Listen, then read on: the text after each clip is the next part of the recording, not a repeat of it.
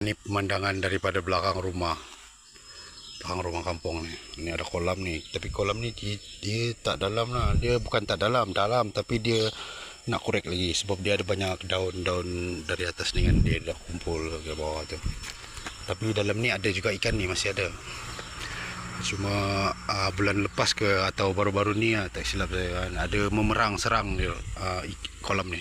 Ini kolam sebelah sana, kolam makcik saya.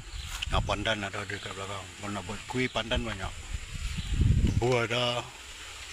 Ini apa, jambu air yang masam tu.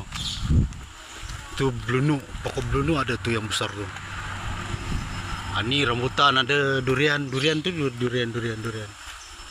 Ini yang sebelah sini, yang sebelah sana seberang jalan ada lagi kebun yang saya cakap durian tu.